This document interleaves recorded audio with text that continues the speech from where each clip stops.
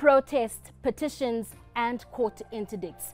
Late last year, oil and gas giant Shell was successfully prevented from undertaking its controversial seismic surveys off the wild coast. It's a complex and emotive issue that could result in Shell's vessel blasting loud sound pulses at the ocean floor as it searches for reserves of natural gas. But while the legal battle continues, it's generated debate on a broader question. Does South Africa have the luxury of choosing the environment over the economy? My name is 𝗀𝗶𝗴𝗶𝘀, and you're watching the first installment of Carte Blanche debates. Fighting their corners tonight, he calls himself a conservationist with a deep affection for the Transkei, attorney Ian Cox. Also joining us tonight, thought leader and chief economist at IQ Business, 𝗧𝗵𝗶𝗶𝘀. And lastly, someone who's not afraid to take on big business and often wins, class action specialist 𝗀𝗫𝗄𝗏. Gentlemen, let's debate. Richard, your critics might argue that your opposition to seismic surveys makes you an obstacle to economic upliftment, especially in communities that need it the most. Well, we represent coastal communities and coastal fishermen. The basis for their objection has been twofold. One, they were not consulted. They were not consulted about what is to happen, how it's to happen, what the implications are for them, what it means and how they might participate or not in whatever is proposed. And the second ground on which it was we interdicted the exploration work was that there was no environmental authorization, no authority had been given in terms of the law to allow these activities. So in effect, these activities were taking place unlawfully, and this has been confirmed by the court, who has interdicted them both off the west coast and off the wild coast. And in your view, how detrimental are seismic surveys? Well, we led a fair amount of scientific evidence to show that they do have a material impact on the environment, the ecology, and potentially on fishing and the natural resources people rely upon. That said, it's not a case of this is devastating and will destroy everything, but it has a significant impact. It may have a significant bearing on the livelihoods of these communities, and therefore a proper up-to-date study needs to be commenced. The other point I wish to make here is that it's not just about two seismic surveys. 93% of our exclusive economic zone offshore has been allocated to mining companies, either for oil and gas, for diamonds, for potash, for minerals. And the cumulative impact of this new ocean economy, which is being driven by government, could be huge. So it's wrong to look at simply as one or two events. We're talking about what is the impact of these grand plans that government is unfolding for oil and gas in the future. What is the impact of that on communities? How are they going to participate? How do they benefit? What are the costs? What are the hardships?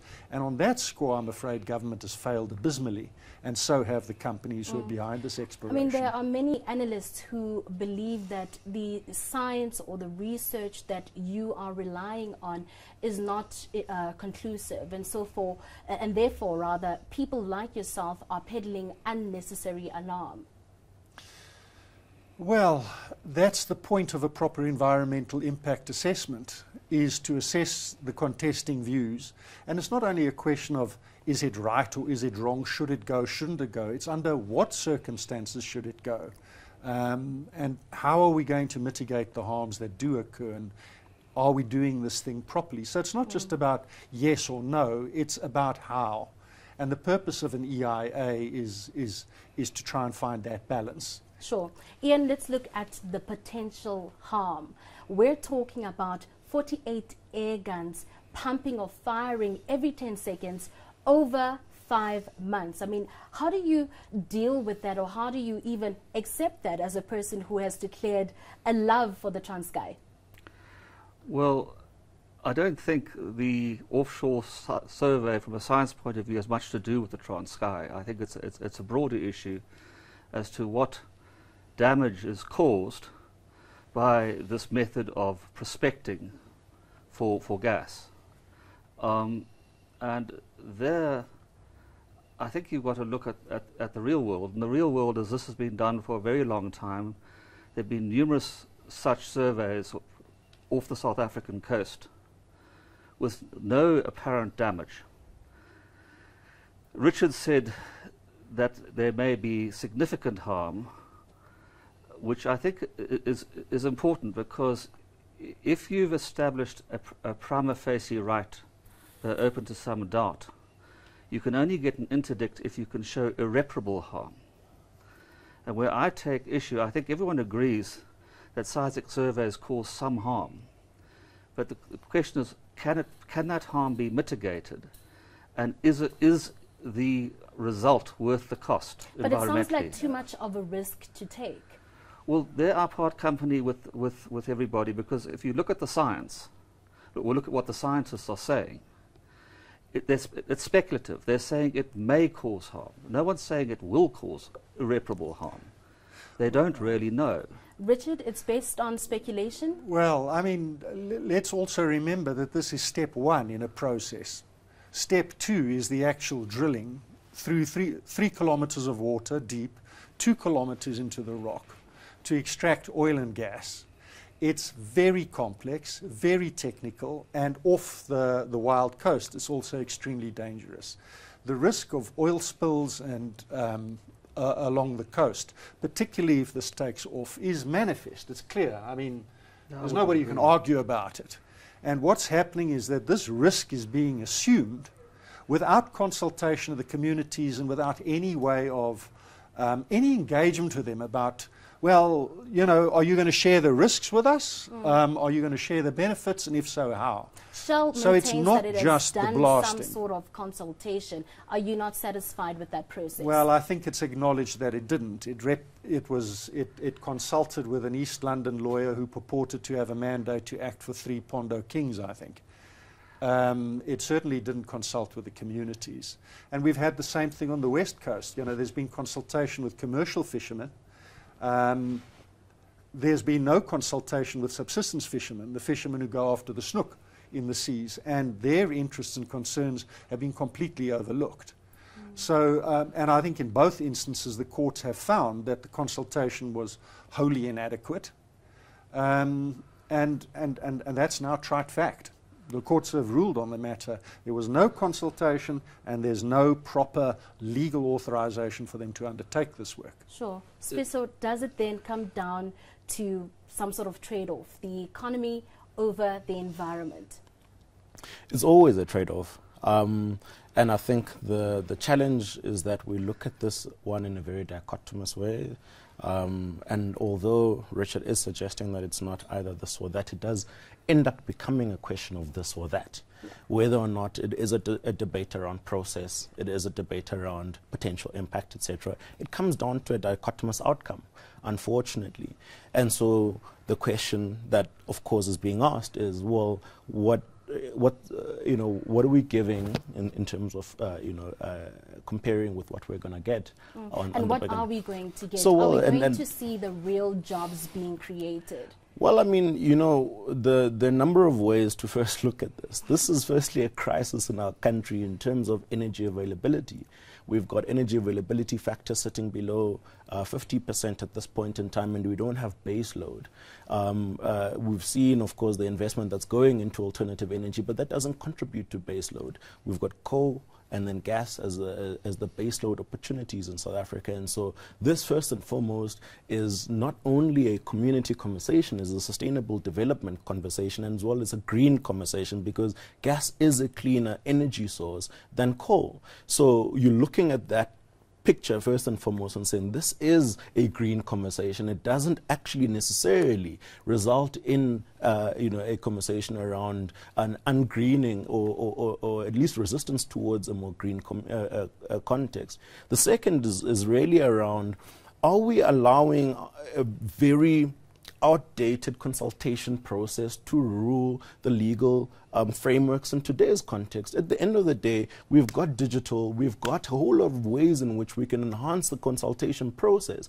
We've seen it in a whole lot of ways in which this consultation process becomes a thing that holds back progress. We've seen it become the thing that takes these opportunities to court for 5-10 years, and companies walk away. We're seeing it in many industries, even outside of this one as well. Is it necessarily bad for such companies to walk away, given the risks that are involved? What do we stand to lose as a country if that happens, for example? Well, I mean, so we often talk about, I guess, one, the sentiment, right, investor sentiment. When investors look at a picture of a country and they say, "Cheapers, it's difficult to invest into this country because, the processes are onerous." We've seen South Africa declining from as high as about 56 in terms of ease of doing business, I think now to 84 in the latest rankings, which means the amount of time it takes for us to get legal processes, to get permits, etc. Those are all the things that are holding back business first and foremost. And so the first issue here is investor sentiment, is that already is an indicator that it's difficult to do business in South Africa. Over and above that, I always say money follows value, right? And at the end of the day, Shell will probably come back if the environment becomes conducive because the opportunity is there. But right now they have to weigh up, say, if I've got an equal opportunity in terms of proven reserves or exploratory reserves between this country and this one, and I'll be able to explore there at a rapid pace, I'll start there. Yeah, Richard is dying to jump in. I want to be clear. If there's a problem in rolling out this grand vision for gas and oil for South Africa, it's not community consultation that's the problem. I mean, if you look at Total, they've had very significant fines off the Cape Coast. 𝗶𝗶𝗴𝗶𝗴𝗶 and Luiperd are two big resources. Why have they done nothing the last 2 years? Because they're arguing with government about government's free ride and government's free share and the BEE partnerships and the way it will be structured and put together. The problems aren't community consultation. The problem is government's policy and the onerous conditions they place. And how do we change that to switching it to an attitude of willingness, Ian? Look, if I could just take a step back in relation to this consultation issue, we've got two judgments and one ruling without reasons. One granted the interdict, the other refused the interdict. These are temporary interdicts, so those two judgments are not appealable. Sure. And really, in the overall scheme of things, amount to nothing other than practically they've stopped the prospecting. The judgment that matters is the one that's going on appeal, which is a judgment of 𝗀𝗯𝗍 in the first Shell case. And that I think technically is by far the better judgment of the two, in that he deals appropriately with the law. He considers issues regarding the delay taken to take these matters up in relation to the existing law. He looks at the speculative nature of the science, all of which was ignored in the second judgment, which will never be subject to any appeal. So I think one's got to be careful about saying the court has decided. Well, if I could just move on to the question you asked. The issue of consulting with communities and proper consultation is vital for the future of this country. We come from a world where the vast majority of the people were ignored. So getting consultation right is critical. In relation to the should we then not be asking how that is to be done? For example, 𝗧𝗵𝗶𝘀 mentions, the online version that can be incorporated into this whole thing, and Richard is saying that, rather 𝗧𝗵𝗀 has also alluded that that process could take long. How do we change that? I agree with 𝗧𝗵𝗶𝘀 completely on the modernization of consultation. The idea of publishing in newspapers, for example, is archaic. There are better ways of getting information out. But isn't that relevant then to people on the ground, the very locals that stand to benefit, according to you? The question you've got to ask regarding who you consult, because at the end of the day, you end up, if you apply that too liberally, you have to consult every individual in the country, which is unworkable. The question is whether you've got a direct material interest in the matter. In other words, is this decision likely to affect you? It's a legal test that applies. And that comes down to whether there is likely to be harm. Now, where I part company with Richard on the Wild Coast matter is I don't think that community is going to be harmed on the science. I think the science is way too speculative. The West Coast case, and I've only seen his papers, so the other side are filing their papers today, so I don't know what their answer is going to be, but he makes a point that the snook fishermen are traveling up to 15 kilometers offshore, and there's certainly an argument for saying they may have a very real interest. You know, at the level of if you consulted with the commercial fisheries, why didn't you consult with the locals? So I think they're different cases in a way. But the science as to the damage that's going to be caused is speculative. And if I can just finish one issue in relation to that, there's a huge ideological divide in the environmental community between conservationists who are into sustainable use. That's the default position which exists pretty much everywhere in the world outside Europe and the near Europes, where you get this idea of nature conservation, which sees human beings as being separate from nature. And they worship the idea of wilderness and pristinity. And if you're using that as your baseline, where anything that impacts upon your idea of the wild is bad, I think you're applying the wrong measure and you're going to come up with the wrong results. And are we being too philosophical about this in terms of, definitions? Shouldn't it be just a matter of whether this thing is right or wrong? It's very simple, and I think where I part ways with Ian and perhaps with Sifiso is 𝗀𝗲𝗯𝗏 and the government have a grand plan, a grand scheme about the future for oil and gas in this company. They want to build an industry offshore. They want to transform our oceans for mining purposes. As I said, not only oil and gas. Sure. But the consultation that's not taking place is how is that going to affect our lives and how are we going to benefit? I mean, if you look at the West Coast communities, we've had a copper boom in the early parts of the 20th century. We had a diamond boom that lasted 50 years. What benefit have those communities derived? In fact, nothing. If anything, they've been degraded and harmed. So now we come with this grand vision of oil and gas. 𝗀𝗲 has plans. They are passing laws. They are amending the Gas Act. They're amending the MPRDA. They're talking about free rides and BEE and all kinds of clever schemes and pipelines. But we are the people who are going to have that industry offshore. We are going to face the consequences if there's a spill and our fish stocks are destroyed. Talk to us about how we participate, how we are going to benefit, how what you're going to doing is going to affect us. It's not a case for Sandton and the stock exchange. It's a case for the people who are physically on the ground. How is this massive industry that's going to bring enormous wealth to this country, how is it going to impact on us, and how is it going to enhance our lives? That's the debate, that's the consultation that needs to take place. And perhaps let me put it to Sifiso, sure. Yeah, you can't over-engineer development, right? And so when you talk about a grand plan, you've got to figure out, one, what's a workable model that you test, you develop, you scale. And so even in the consultation process, we can't see the big picture always, and most of the times you don't actually. One of the things that the minister says is that if you don't know, or if you don't know what sits on the other side, the legislative process becomes onerous, and what happens is that you try to over-engineer something you don't actually know.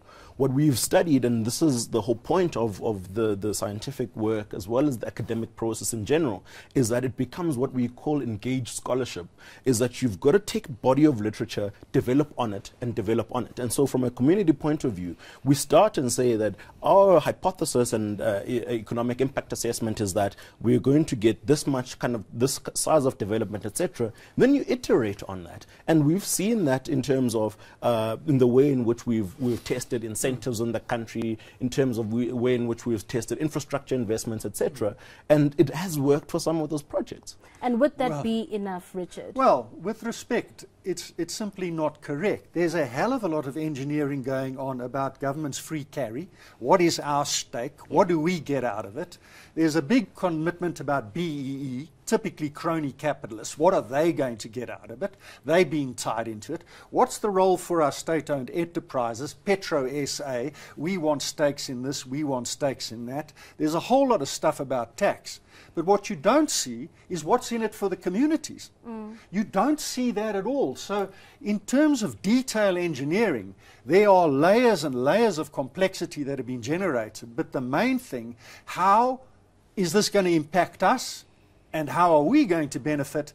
That doesn't form part of this planning at all. So are the economic benefits then, Ian, exaggerated in this case, the potential economic benefits? No, I don't think so, because I think we're looking at prospecting here. So this is the beginning of a process. If you find gas in sufficient quantities, which is a very big if, I have my doubts personally. That's not true. There are very, very substantial gas and oil resources. They are hard to tap, they are hard to get in, but they are substantial resources. Well, there's no question about that. The question is, should we be harnessing these resources? Who will benefit? How are we participating, and how is it going to change our country? To just say, look, it's speculative and might just happen, might not, so why worry too much, is simply wrong. I disagree with you completely. I disagree with you, and I'm not aware of there being massive resources from the reading I've done. If there was, we'd have tapped into them long ago. The process of discovery, which is what we're talking about here, is just that, and you test what the consultation that's required and the engagement against that. If you move on to the next stage, which is exploiting the resource, a new layer of consultation starts. Now, what I'm hearing, and this is really a major problem with investment in the Transkei, I know personally, is communities have their hands out. They say, we want our share. But this is not the mine at 𝗀𝗶𝗀𝗋. This is out at sea. This is res publica. This is not communal land. This is South Africa's resource, not the community's resource. And therefore it belongs to everyone. It belongs to all of us. Sure, sure. And so if you have a significant number of people who are against this, isn't it enough to just stop and actually assess how negatively it could affect those communities or those people? Giant oil spill. Who is the community? And I think this is the question we're not asking. What's the face of the community? Is it chiefs? Is it individuals who are unemployed in those communities? Is it individuals who are businessmen in those communities? And each of those stakeholders have got very materially different interests in that very asset, potential asset, right? And so one, you are talking about, actually is what we call in accounting, it's unrealized asset. And so by virtue of you having reserves, that doesn't mean that it'll actually make an investment case for you to mine that. We've got deep mines and gold in South Africa where people aren't mining anymore because it's too expensive to mine there. And so it doesn't mean the existence of an asset makes it financially viable to continue investing. That's the first point. But the second point is that if we aren't able to have a detailed conversation about who the community actually is, we're always going to create this kind of philosophical view of this community. And at any point in time, whenever someone's talking about a community, they're talking about their version of their community and not a consistent definition of, in that particular project, who is the person of interest. And who is Richard? Well, we certainly know who government regards as the community. You know, everything government does in this area, whether it's mining, you know, development plans or road building as we're having at 𝗀𝗀𝗋𝗋, it's a top-down process. The politicians have decided in consultation with the big companies that they're working with that this is a plan. How does that get down to the ground? Well, it comes firstly through the local politicians.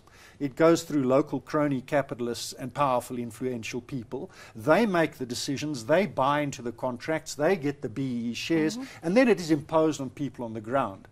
So instead of a bottom-up process where you ask people, what do we need and what do we want in terms of development, these development plans are foisted from the top on people. And that's why we meet resistance. And this government seems unable to help itself.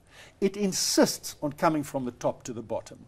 Well, you know, if the oil exploration consultation had begun on the ground, we sketch out our vision, we explain what we want to do, how this might happen, you can develop your plans moving up, and you take it up and you tell the politicians, look, we found an agreement, we found a way forward that suits us, now we want you politicians to approve that and let it go. But don't you think that there's already down. a pushback, and so that process won't be organic enough? Well, the pushback comes because everything is imposed from above. Everything happens without our knowledge and without our participation. If I may interrupt at this point, what's concerning me here is the message I'm hearing. This is not so much about whether or not seismic surveying off the wild coast is going to cause, or the west coast is going to cause environmental damage. And by the environment there, we talk about the impact of the biophysical on human health and well-being. That's not the issue. We're seeing this has a political flavour to it.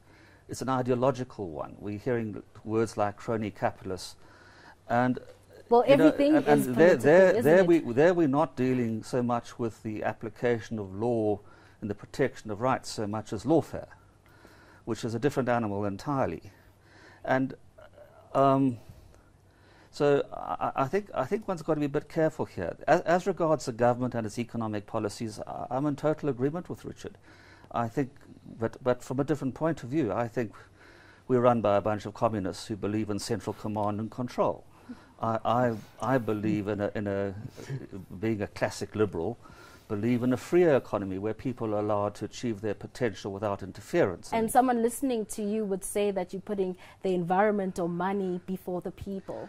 No, I'm not. I'm saying the exact opposite, because I'm saying when you look at the environment, you've got to look at the environment as our environment, the people's environment, not some nature conservation NGO lobby from overseas like Greenpeace or what have you's attitude of what the Western view of the environment is. What's a free economy in that context?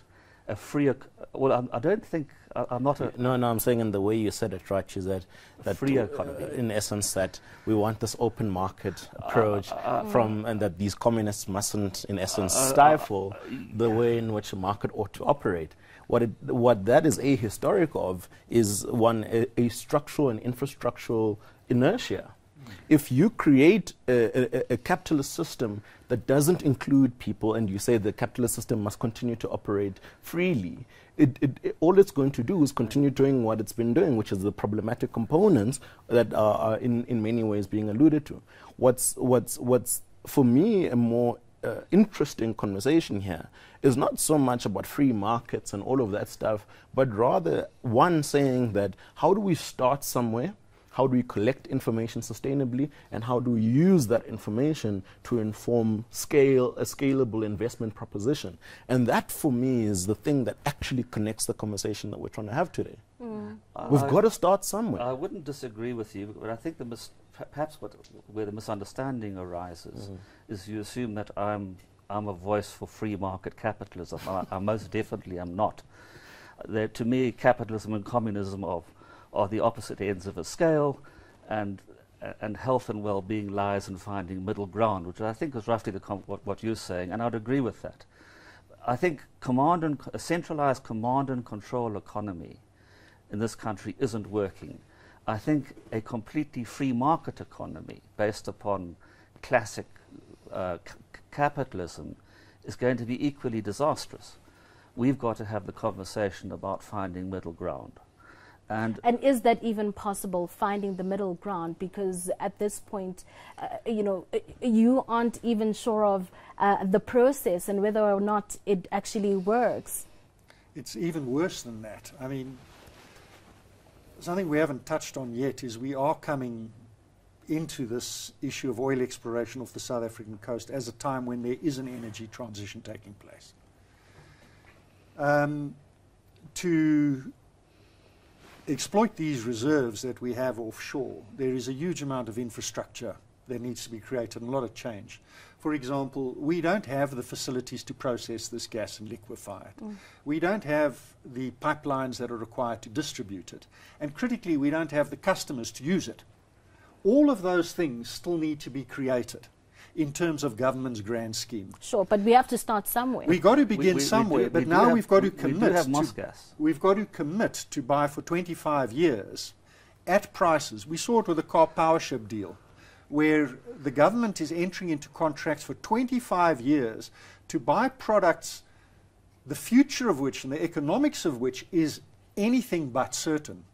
So government is embarking on, they are taking big bets and long shots and are going to plow in huge amounts of money into a project that frankly might not be viable. Surely, Richard, given our context, the need to create employment as well as development should take priority. I think that that's largely true, but the question is also who will bear the costs associated with it. So I think 𝗀𝗵𝗶𝘀 made the point, there are costs and benefits here, but we've got a history of dumping the costs on a handful of people, not a handful, on poor black people, and the benefits accrue to a small elite. And it's that is the fundamental problem. So yes, we want to see growth and development, but as our West Coast clients say, the diamonds passed us by, the copper passed us by, is oil going to pass us by as well? We want to make sure that whatever development we undertake accrues to the advantage not of a small group of crony capitalists and powerful elites, but that it accrues to the real benefit of ordinary South Africans wherever they are. There's also a question, you know, it's easy for somebody to say, oh, it's in the national interest that we drill offshore and your places, and if there's an oil spill, well, you know, this is the national interest. But the national interest doesn't require people to incur costs and hardship so that others can benefit. You know, the people who are directly affected should not be disadvantaged by growth and development. And if you look at the Eastern Cape, you know, they see their future as tourism and environmentally sustainable activities that sustain their way of life, their culture, their traditions. And growth that destroys that and takes that away from them is not an acceptable form of growth.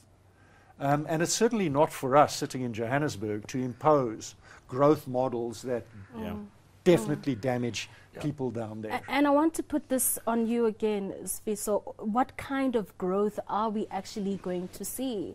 And I'm repeating myself because we've been having this conversation and I have not been answered about what kind of development are we going to see? Are we going to see the real numbers? Are we going to see the real jobs being created? I think we must first answer, what are the drivers of growth? One of the critical things that are drivers of growth is quality of institutions. And so do you have, one, a good legal system in that particular locality? Do you have a good, you know, home affairs and tax model? And all of those things are simply the things that just make it easy for things to operate first and foremost, right? Because you could even bring out 1 million grants. If people can't fetch those grants, it makes no difference, right? If the systems aren't in place and the institutions, and so quality of institutions is the first thing that's a massive driver of growth. The second driver of growth is human capital development. Are you able to see a direct kind of spillover effect in the development of humans in that particular locality? And that means in terms of schooling, it means in terms of training, it means all of the things that are, you know, and of course multidimensional poverty eradication in the context of human capital development. The third part is innovation. And this is detailed in Paul Romer's endogenous growth model, where historically we used to look at innovation as something that happens external to institutions and human beings, and that just comes into that. But it's actually something that's endogenously determined, comes in from inside. And so if your humans are not growing, your capital stock, which is infrastructure and all of that stuff, as well as then your institutions are not growing in harmony, you're not going to get the requisite level of innovation taking place in them. Those are the real drivers of development. development. Now you take that picture and say, how does that translate into exploration in the ocean? What is the human capital development equation we're looking at here? What is the investment equation we're looking at here? What is the institutional equation we're looking at here? And then that's when we're going to get to a view around what does real development actually look like for those people in that locality. Sure. Again, not answered. I mean, you've done a great job of giving us context and explaining what drives development, but perhaps it's not as simple to answer that question, whether or not there would be development coming out of such a project. Well, let me answer in relation to a road, because that's something we can see. We can go back and look at what benefits came out of Moss Gas, and the benefits to Mossel Bay were very considerable. But let's look at a road, because one of the legal issues in dispute at the moment, which Richard's firm's dealing with, is to stop the new national road from Durban to East London, which is quite important for the East London economy. But if the complaint is that it's going to alter our way of life, and believe you me, that's not wrong. Roads are revolutions, and I'll give you two examples. The Chinese have built a road through the Lesotho from 𝗀𝗁𝗃𝗃's Neck through to the capital, and there are parts of that road. It's a road worth driving through because it's an engineering masterpiece, but the livelihoods of people living along that road have changed dramatically in 3 years, from being people who could not get anywhere except by donkey over 3 or 4 days.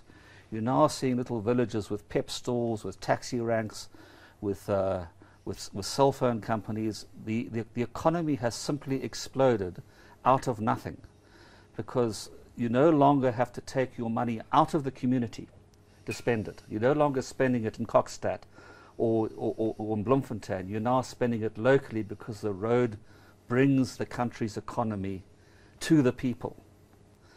And the other example of that, which has been going on for longer, is the road that was pushed through from 𝗀𝗃 to 𝗀𝗁𝗃 Bay, which Andrew 𝗀𝗏 pushed through in the early 1995, 96. And he did it very quickly. He put the chiefs in a helicopter and said, can we build the road here? And they said yes. But they were properly consulted. And only consulted the chiefs. But what Richard is basically saying is that in this case, the consultation process was flawed. I would disagree in relation to the Transkei, in relation to the Wild Coast on that issue, technically.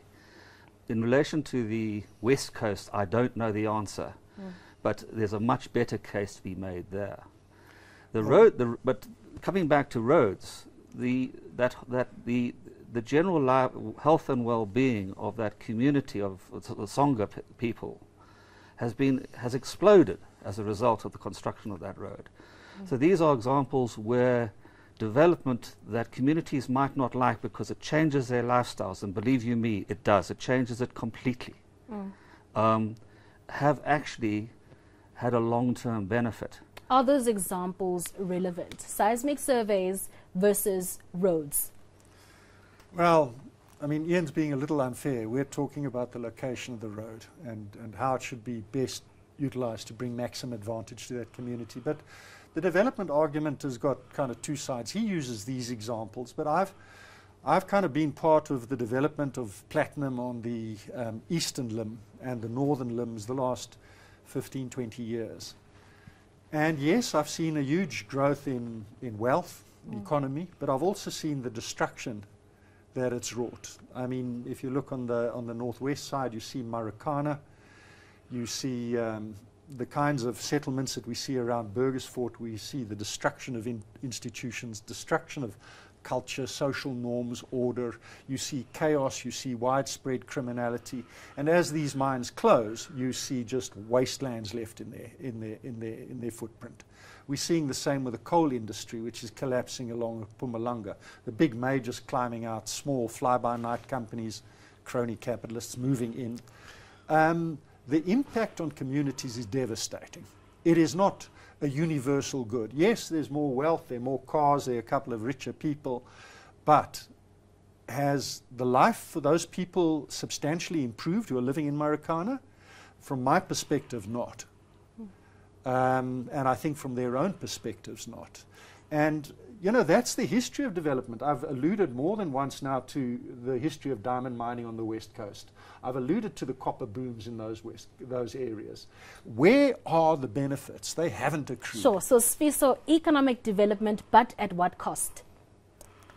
I mean, it's always a brilliant question, right? Because you can't, I guess, kind of operate in a bubble in your prospecting for all this development. And we've seen in South Africa, there's no real, what we call, kind of trickle-down economics, that if you do something here, it results in employment and all of that stuff in terms of development. So if we acknowledge that capital has failed the country so far, mining's the only sector in South Africa where we talk about exploitation as a good word, right? But it translates in the culture of how corporates have interacted with government at the expense of communities. It holds fundamentally true. So the question you're asking is, then, at what cost? Well, we then need to, first and foremost, understand what benefits we actually want to realize before we talk about cost measure around those benefits. And if we start a conversation and say, we want to ensure that we create employment accretion, if you follow the money in South Africa right now, a lot of it is going to capital-intensive sectors, not labor-intensive sectors. And so investment doesn't actually result in the things we want to benefit. And so we need to be very clear around that in this particular community, we want to drive agriculture, we want to drive this and that and that. Does the investment case that is brought to us align with that thinking? And that's when the real kind of, cost-benefit exercise actually starts to become a lot more meaningful. Instead of, again, I agree in terms of philosophical conversations around development, when we know that historically it hasn't necessarily translated. But I think we often talk about I guess in my area of study, what we call, you've got to have a comparative advantage. And so what are the things that enable you to compete more effectively? And so you go to Port St. John's, you see avocados the size of my head. If you created an infrastructure kind of context and complex there for avo farming, there's real benefit because they've already got the endowment to develop that. And so you've got to also take into context that locality, what benefits or what natural or kind of easy endowments they've got, and therefore it becomes quite easy to translate into how people actually develop and benefit on the back end of that. And then it's quite easy to see the cost that sits on the other side. And I think that's the challenge, is that often we've gotten very excited about the idea of investment, but without a view around actually, is this environment fit for purpose for this kind of investment? I guess people also just look at development by scrutinizing their lives and looking at whether or not that has improved their lives. And according to the people that Richard speaks to on a daily basis, this project doesn't necessarily look like it's going to bring about much needed growth and development or change in their lives. Ian? Well, look, I think, look at the Wild Coast demographics. Where do people growing up in the Transkei or the Eastern Cape these days go? They don't stay at home. They're in Johannesburg. They're in Cape Town. The Wild Coast is a place for old people, and that tells you everything, because the opportunities. And those are people who have a deep love, right, with the land that they've grown up in. Yes, but you've got an area that only survives because anybody who wants a future gets out. Richard said to me earlier, he said, overgrazing is a problem in the Transkei. Now my memories are that it's of the Transkei is that overgrazing is much less of a problem today than it was when I was a child. And I suggest the reason for that is we no longer have Group Areas Act. So people are free to move to the cities. So you don't have the same overcrowding situation that you might have had 40 years ago or 50 years ago. What you've got is the preservation of a way of life that doesn't have a future. And this is something and I think that we've got the cultures have to adapt. We all have to adapt. Sure, this and is that's true of something the that Transkei as well. Sure, this is something that the Minister of Mineral Resources, 𝗀𝗲𝗯𝗿𝗃, has also alluded to previously, and he says that conservationists are bent on maintaining the status quo of underdevelopment And I say nature and conservation. energy and energy poverty in Africa. And do you think he was talking to people like yourself, or talking about people like yourself? I'm sure he's talking directly to me. We go away. But no, I mean, I think there's a consensus among this panel that it's not just a green thing for the sake of green. It's about people and development. But what resonates with me is what 𝗀𝗶𝗀𝗀 says. You know, we have too many grand schemes. You know, we have the 𝗀𝗶𝗶𝗴𝗶s and the 𝗀𝗁cie𝗍𝗔s and these giant projects that are going to transform the world.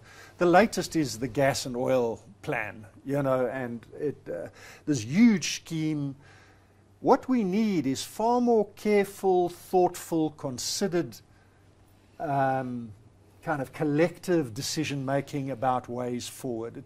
The thing has to come organically. It's got to involve ordinary people and strong institutions, not just strong state institutions, but strong private institutions from the universities, the colleges, communities. This thing needs to be more organic. Sure. We have way too much grand, big government schemes and plans, which people are deeply cynical of, because we know, whoa, when they come with a big plan, you must know it's going to be a disaster. We need something far more organic, rooted. So is government then too intent on siding with big business? I think in many ways they're pressured to side with big business. I think business leads policy in many economies, not just South Africa. We've got companies now that are bigger than economies, Amazon, Facebook, etc. And they've got dominance. And so unfortunately, there's a whole body of literature that talks about the economics of power, right? And the distribution of power on the back end of that. I think what's an interesting point is for me, when government started talking around this district development model, I got a little bit more excited, because again, we often talk about what we call ELF, or ethnic and linguistic fractionalization, and simply it says when you've got diverse economies, or economies who are linguistically diverse or culturally diverse, policy cohesion becomes very difficult, and simply it means you need to decentralize policy to those localities. And so simply... And is that possible, given the fact that we are a diverse country? You absolutely can. It doesn't need to be mutually exclusive to the grand idea from a government point of view. But if you go to KZN, chances are those people have got a similar idea of development. If you go to the Cape, they've probably got a similar idea of development. And so for them to accelerate the pace of from moving from policy to implementation is actually way faster than trying to push it top down at a national level. And so I think there's real opportunity in accelerating the DDM, or district development model, as an opportunity to actually, re-empower the communities to have a voice around what direction of growth that they think is suitable for them.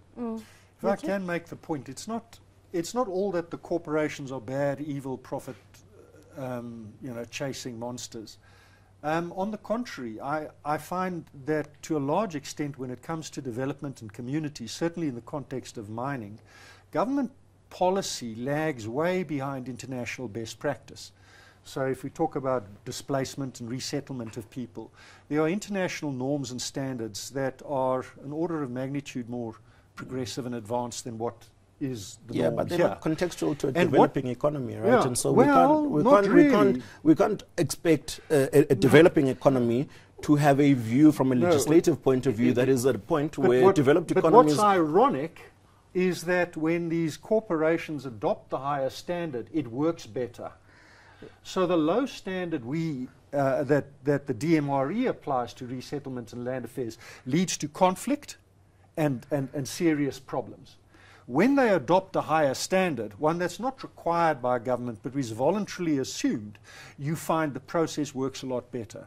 So in my engagements with business, through the conflicts that we're involved with, are often that business is not happy with the poor quality and the low standards stipulated by government, and that the way that they do things, and that government's way of doing things, rather than being appropriate for a developing country, is in fact conducive to violence and conflict. And they are ready, certainly the larger corporates who subscribe to the IFC guidelines, for example, are more willing to engage, more willing to consult, but find that there's no support there from government. I mean, they always I would agree with that. Let's bring it in. Look, I can talk personally to the 𝗶𝗀𝗃𝗃 Ocean Labs process because I was involved in it in relation to aquaculture as an advisor, and my side passion, which is fly fishing for trout in Richard's neck of the wood. There we were promised a great deal from government to grow aquaculture, and aquaculture actually is a very sensible initiative in South Africa because we're simply running out of the grazing land necessary to produce protein. But what we were promised in the Ocean Lab and what happened in practice were two different things. Government, we saw this as an opportunity for unlocking investment, for building community business partnerships, for really growing something. And you know, in KwaZulu-Natal, your trout aquaculture opportunities are all in rural areas. They're the only guys who've got the water. But what we found was a Department of Environmental Affairs who quite frankly behaved despicably. They lied to us. They changed the boundaries, and what they were really after was total control. So, as Richard could say, they could pass on benefits to their cronies. Government is appalling in this country, and it's a major problem. But it's not a reason to do nothing. We've got to carry on and make this economy work despite government. But I think corporates misbehave in South Africa. And no one wants to have that conversation, and the easy target is always government. We've got the highest level of industry concentration in the world, one of the highest levels. At each industry, it's 4 or 5 big companies. What that results in is lower levels of innovation, first and foremost, and high levels of anti-competitive behavior that results in a struggle of small businesses coming through. And my point I'm making is that the Competition Commission does not sleep because of big business in the way in which they behave. They elbow out smaller participants, etc. Point is that we're not having a sensible conversation about social compacting, that everyone plays the role they need to play in ensuring that we get a sustainable economy. Sure, and many analysts would say that is because of a lack of transparency, and that is one of Richard's concerns as well when we're looking at this seismic survey project. You know, how do we then change that? Is that even possible? Sure.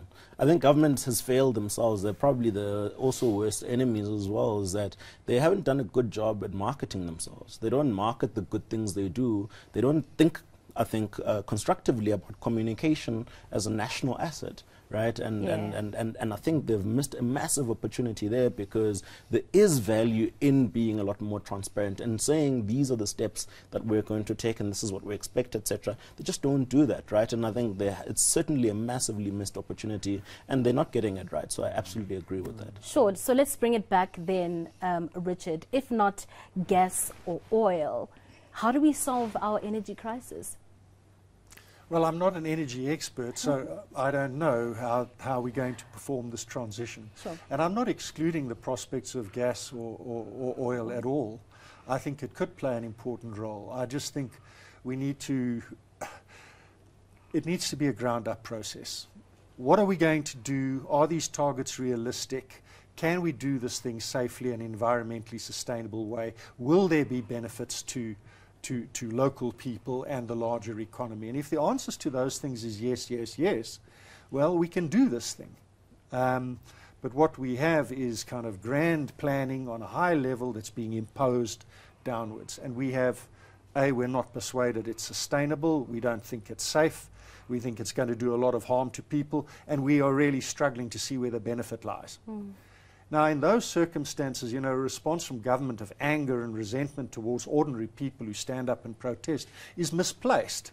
I mean, if your development initiatives are met with hostility and anger from the ground, it's you who's failing to communicate them properly. It's you who's failing to engage. So the fact that there's a conflict reflects not only the communities who are doing the protesting and the anger, it reflects on the authorities who have failed to communicate and engage and bring people on board into their plan to build a better South Africa. Sure. Ian, I'm going to give you an opportunity to also close up. Do you think that we'll have some sort of a middle ground being established here? Is that too far-fetched? I think we absolutely have to, because decency lies in finding middle ground. Our Constitution says we are a country united in our diversity. And that's really the Grundnorm of our Constitution. That's the basic value. Human dignity depends on us finding the middle ground that enables us to find unity in our diversity. If we don't do that, if we have this contestation of extremes, which we're seeing elsewhere in the world, this country is going to fail. It's simple as that. It's not complicated. 𝗧𝗵𝗶𝘀, your closing argument? I think it's the pursuit of balance, right? We need to take a balanced approach to development, and we also need to figure out a model that will enable us to start small, test, collect information, scale. And I think that's certainly what's going to get us there. I think complete resistance, with particular political energy around it, I think is misplaced as well. But again, it is a question of, will this be sustainable for the community in context of even the idea of starting small? But closing statements: start small, understand, collect information, scale. Well, as it's so often the case in our country, these debates are never simple. What is clear is that it's about more than just choosing between whales on one side or natural gas on the other. It's about understanding that siding with either one has significant consequences.